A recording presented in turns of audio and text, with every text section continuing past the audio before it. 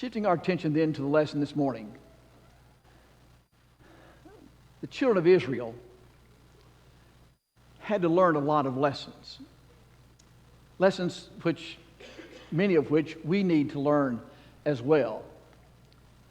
The experiences they had as they traveled through the wilderness coming out of Egypt, even while in Egypt, helped provide a landscape of us understanding something about just who the Lord is.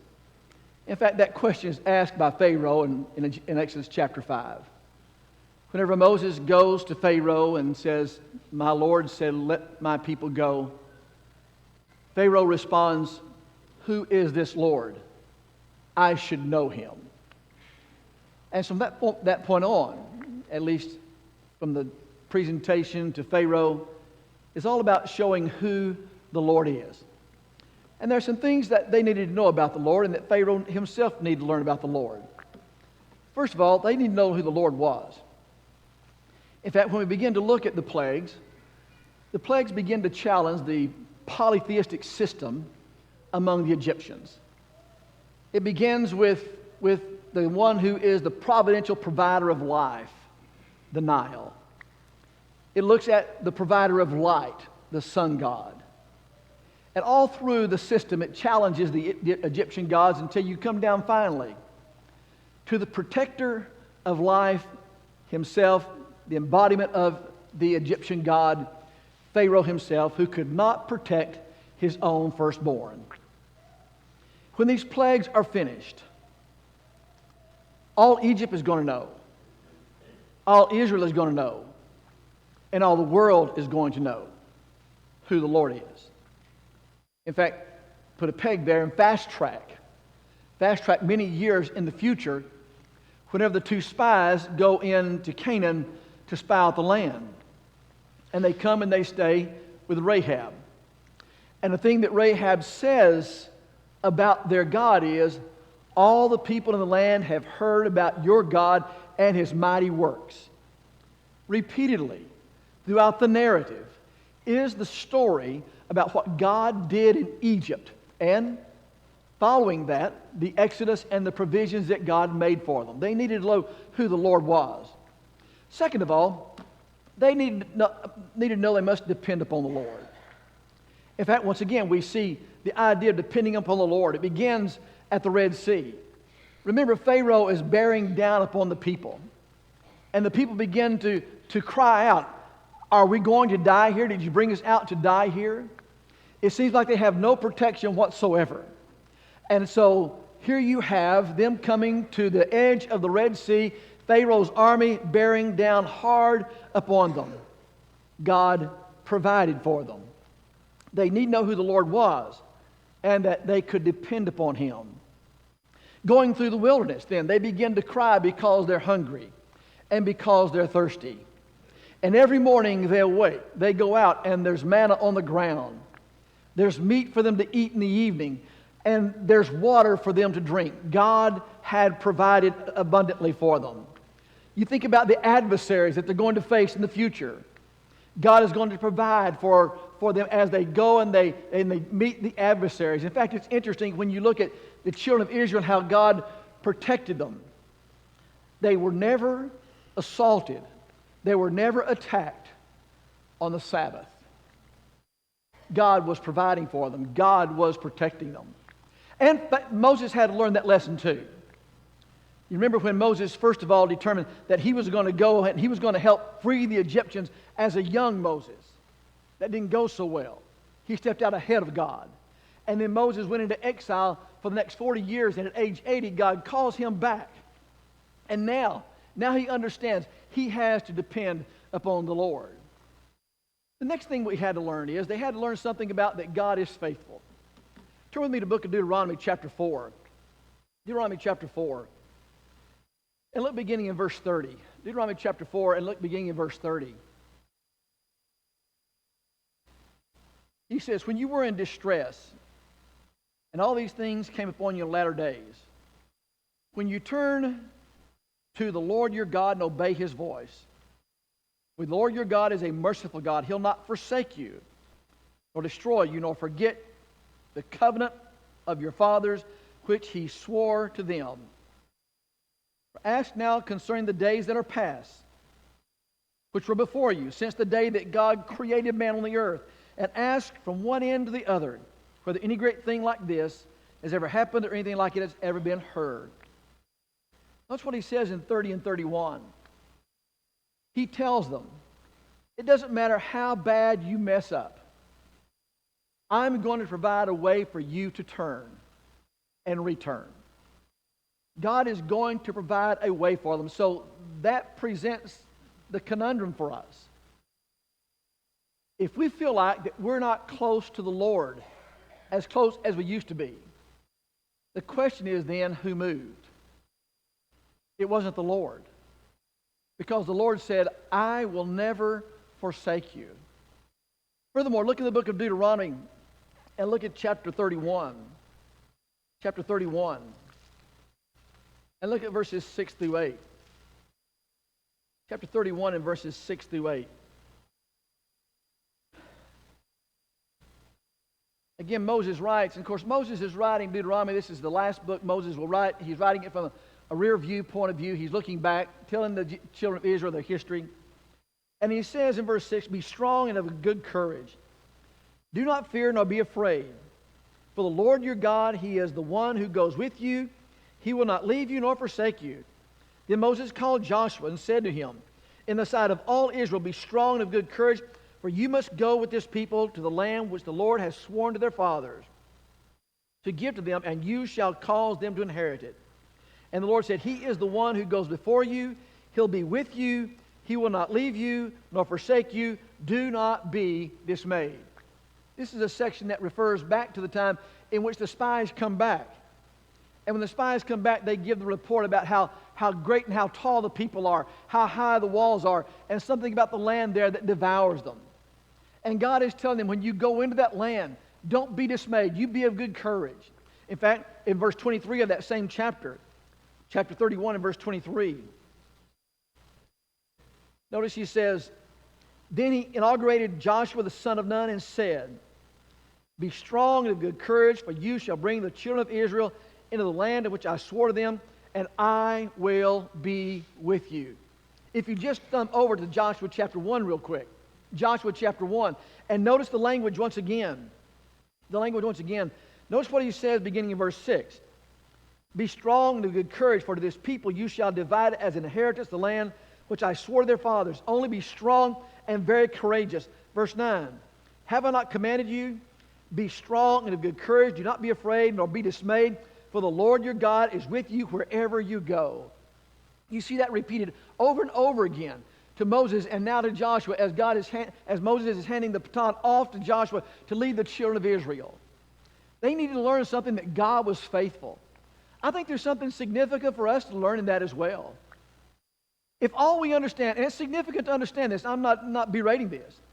If all we understand is that Jesus came and died for us, and that's it, then we miss the picture. It's not that he just came and died for us. He is faithful to carry out his promises and keep his word. God is faithful, and we can depend upon him to provide what he has offered us and promised to provide. And so I think these are three significant things in the beginning that Israel had to learn. But that really leads me to the balance of what I want to talk about this morning then, and each one of these grow out of these three.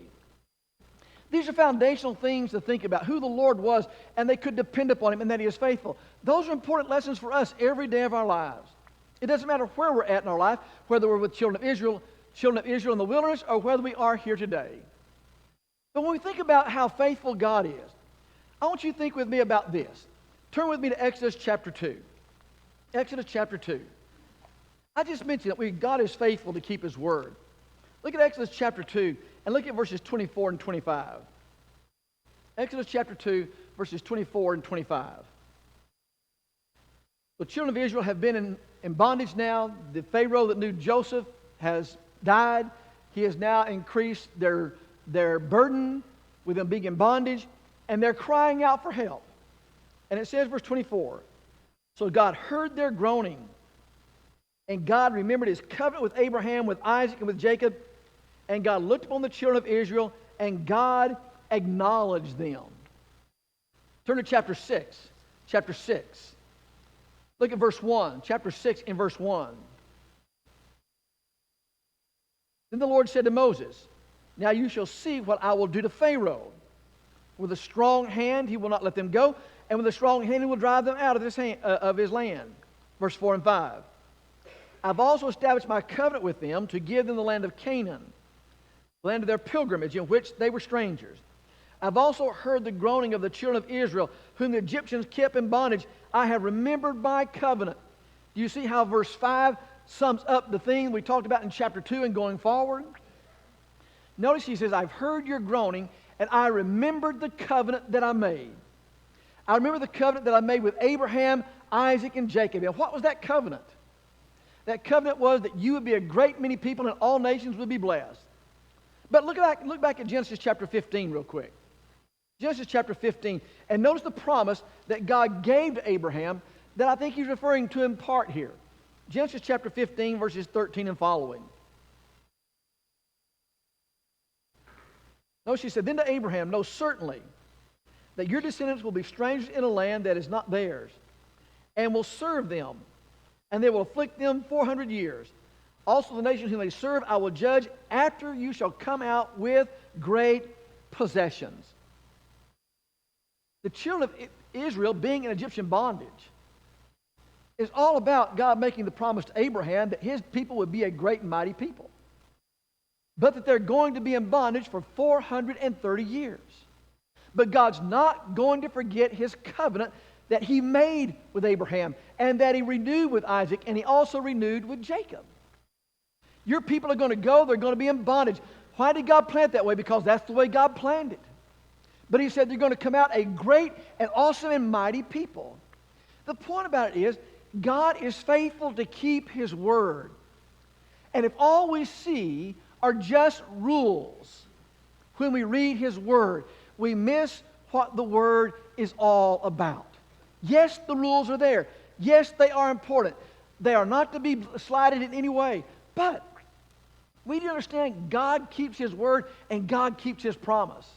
If God doesn't keep his word and God keeps his promise, then his rules mean nothing. But he keeps his word. We often say, there's nothing God cannot do. Yes, there is. God cannot lie. It is as impossible for God to lie as it is for me and you to sprout wings and fly this very moment. It is contrary to his nature and contrary to his character. God cannot lie. And God gave his word. And the Hebrew writer will tell us that he certified that with two things. He made an oath and a covenant. And making that oath and a covenant, the oath based on who he is, and the covenant that he gave to Abraham, Isaac, and Jacob based on his oath and his covenant, he cannot lie. And so God promised the children of Israel. He promised Abraham something. And now then we see that renewed. And we're reminded of that in Exodus chapter 2 and Exodus chapter 6. He said, I will not forget you. Surely, over 400 years in bondage, they must have thought, well, God's forgotten us. But God had never forgotten them, and God heard their cry. And God responded to their cry. Why? Because he is faithful. And because they could depend upon him, but they had to learn to depend upon him. They had to learn who he was. The next thing I think that's important for us to recognize out of this is, we need to know God knows what he's doing. It's not they just had to learn to depend upon him. We need to understand God knows what he's doing. If we don't have confidence in someone that they know what they're doing, then we're not going to put everything we need to in their hand for them to accomplish what we've asked them to accomplish. There's no use in you putting the artist brush in my hand. I can tell you I can make a painting. But I've told you innumerable times, I am not an artist. You cannot depend upon me to make a painting. Now, you put a brush in Joe's hand, and you can depend upon that because Joe is an artist, and Joe can make a painting. If you depend upon me to draw a blueprint for a building, you're understanding you're not going to be very confident. Because I can't draw a straight line if my life depended upon it. But if you want a blueprint to draw a building, then you ask Joe to draw a blueprint to build a building. Because Joe can do that. You have confidence in him. Well, the same thing is true with God. If we can't have confidence in God and who God is, and that God knows what He's doing, then we're not going to listen to Him and we're not going to follow Him. Look again, the book of Exodus, chapter 3. Exodus chapter 3. Exodus chapter 3. And look beginning in verse 19. Exodus chapter 3, verse 19. But I'm sure the king of Egypt will not let you go. So this is God speaking to Moses. I'm sure the king of Egypt will not let you go, not even by a mighty hand. So I will stretch out my hand and strike Egypt with all my wonders, which I do in its midst. And after that, he will let you go. Again, chapter 6 and verse 1. And the Lord said to Moses, now you will see what I will do to Pharaoh. With a strong hand he will let them go. And with a strong hand he will drive them out. Why is God telling Moses this? Because he wants Moses to know that when he goes into Pharaoh and he sees how Pharaoh responds, he knows that's what God told him was going to happen. Moses is not going to be surprised by it. He's not going to be taken aback by it. God's telling him, I'm telling you to go, but this is what he's going to do. He's not going to let the people go, even by my mighty hand, but I'm going to continue until finally he's going to relent and let you go. Moses, this is what Pharaoh is going to do. And so, Moses had to know God knew what he was doing. The next thing that we get in this is he has the power to do whatever he needs to do. He has the power to do whatever he needs to do. There's an old saying that said, you can't depend upon a broken stick. Why can't you depend upon a broken stick? Because it's broken. The strength of it is gone. You can't lean upon it. But what about God? Turn back to Deuteronomy chapter 4 again. Deuteronomy chapter 4. Deuteronomy 4 and look at verse 31. Deuteronomy 4 and verse 31.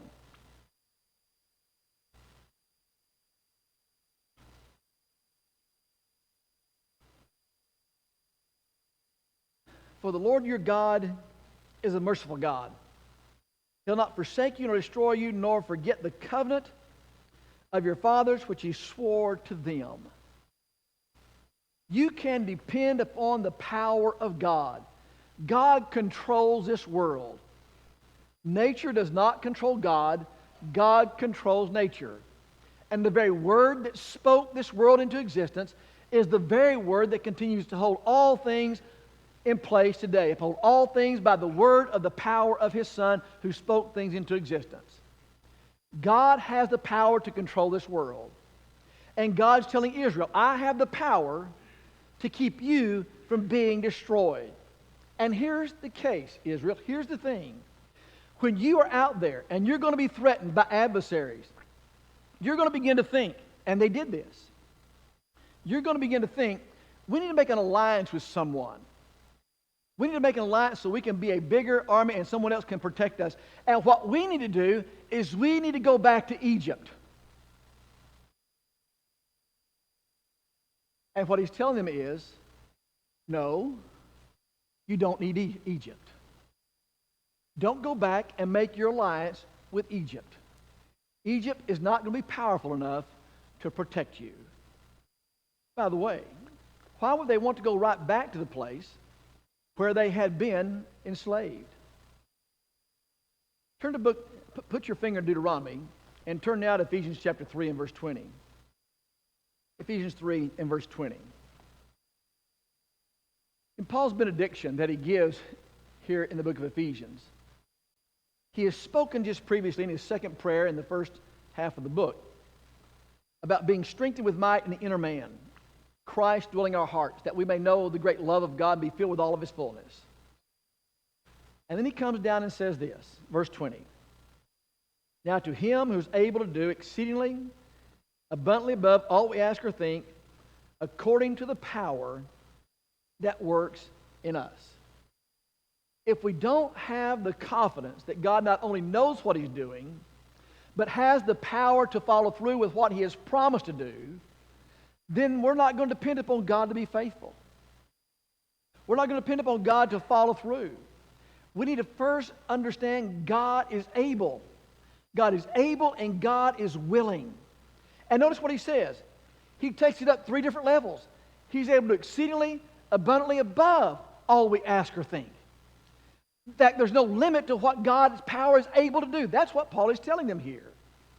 Why, when you go out in the book, why, when he goes to the magicians, are the magicians finally impotent to perform the plagues that Moses is performing?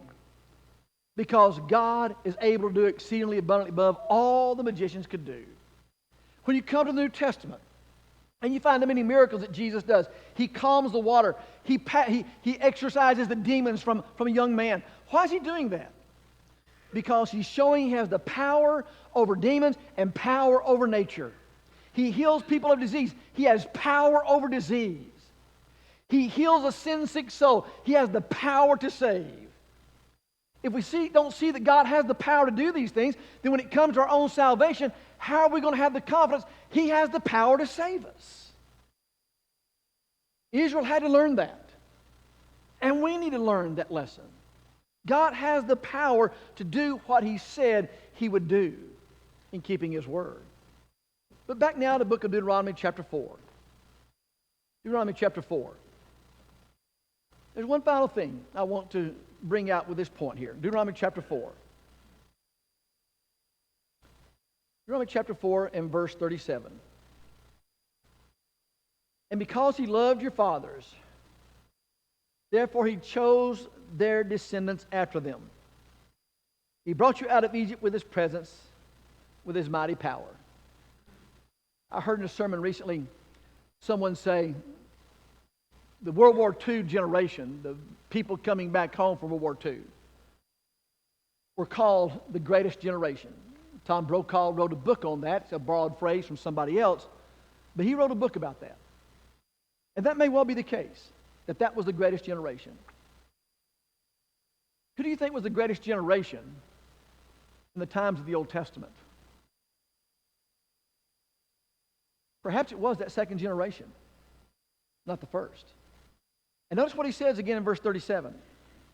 He says again, therefore know this day and consider in your heart, it's verse 39, and because he loved your fathers, therefore he chose their descendants after them.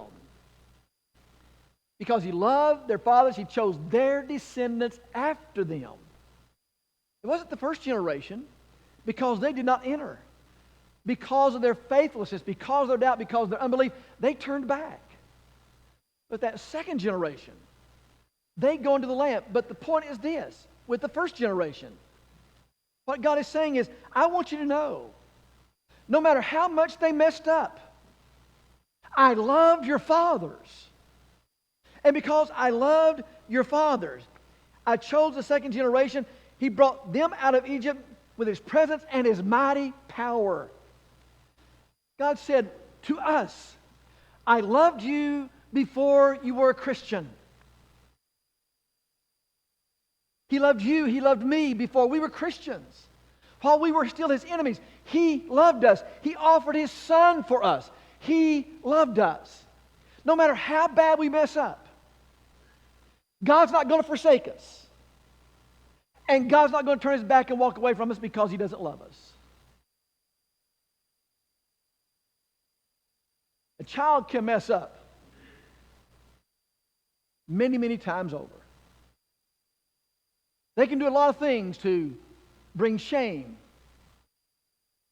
upon a family.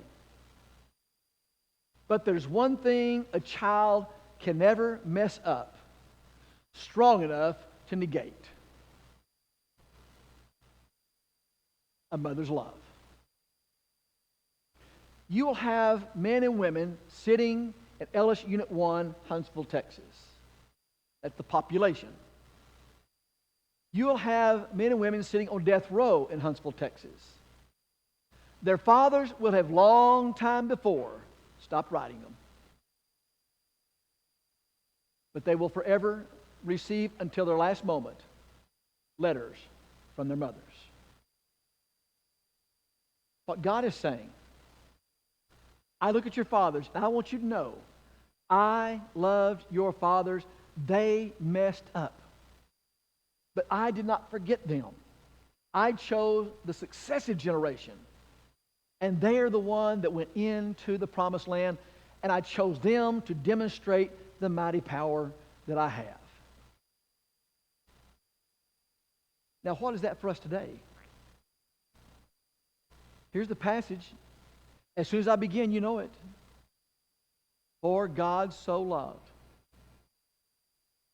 God so loved you, and God so loved me. And Jesus says, I have a commandment from my Father. I have a commandment from my Father.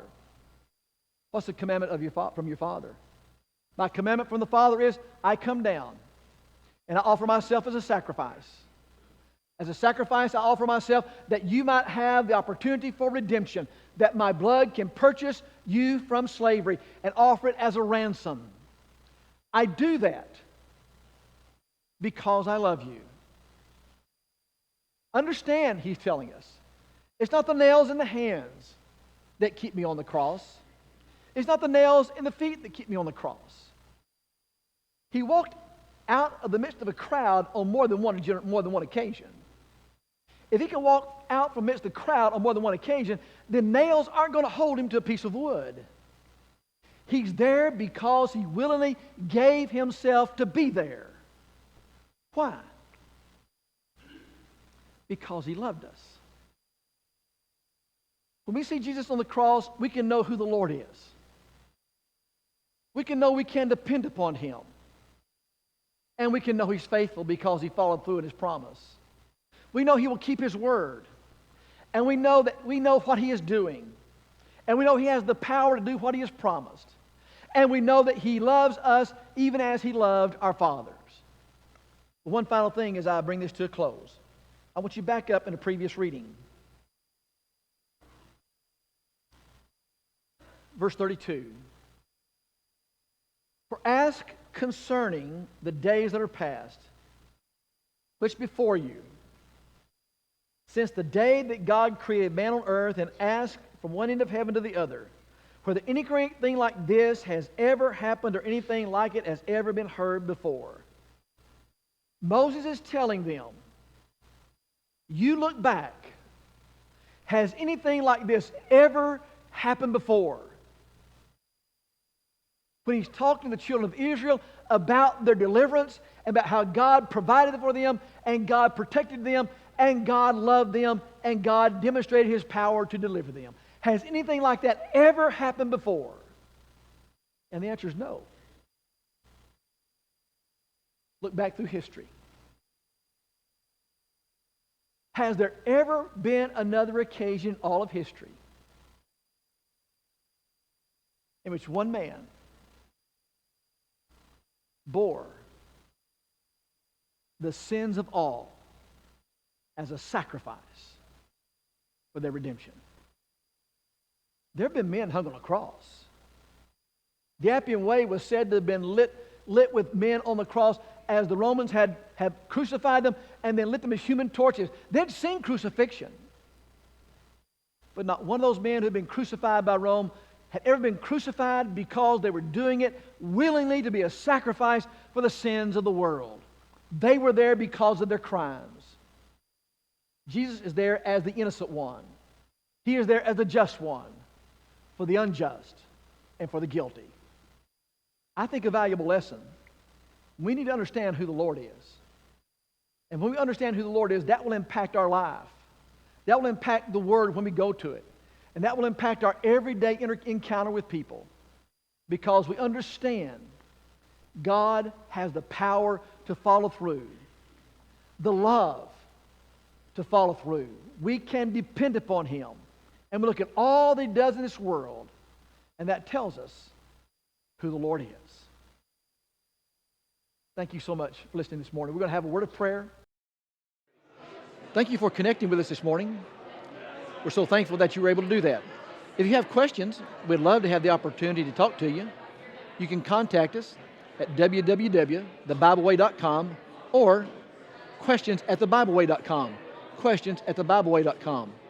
We'd love to have you in person. Come if you can, but thank you for connecting with us.